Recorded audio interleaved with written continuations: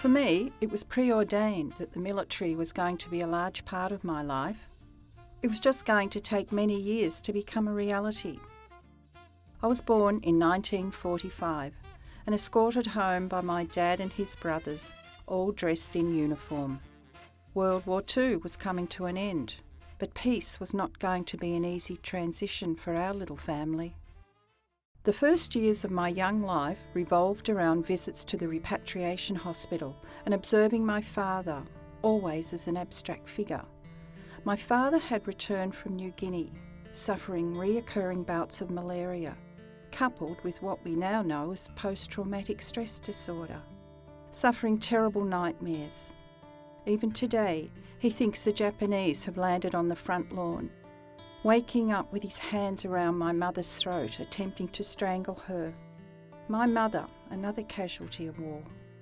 So much of my young life involved war and trauma. Our family was haunted by the tragic death of my mother's cousin at the hands of the Japanese. He was captured following the fall of Singapore and was a prisoner in the infamous Changi.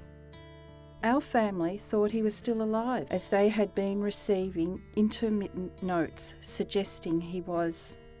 His young wife, my mother and great-grandmother would meet repatriating POWs arriving home by ship looking for him. Eventually they learnt he had been dead for 2 years. That act of cruelty tore at the very fabric of our family. For many years, all I remember was the crying. After that, we were never allowed to have any Japanese things in our house. But it wasn't only sad memories that led me to serving my country.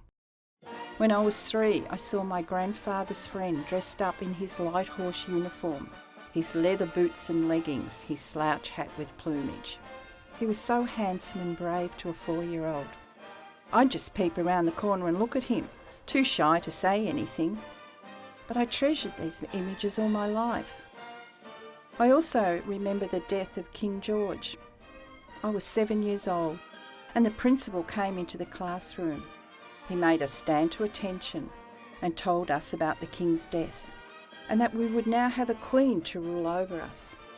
My parents took me to the local picture theatre to see the coronation of Queen Elizabeth II in colour, and that deep sense of loving my country and serving the Queen were there at that young age. Nature or nurture, who would know? When I joined the Women's Royal Australian Army Corps, I was 18. My peers thought I was crazy, but I knew it was my destiny. The Australian Army has been a wonderful experience, working alongside World War II veterans, encouraging me to be involved in community service and pushing me out of my comfort zone. Today, I'm part of the history of the RAC. My dearest friends are my service mates. They're always there for you.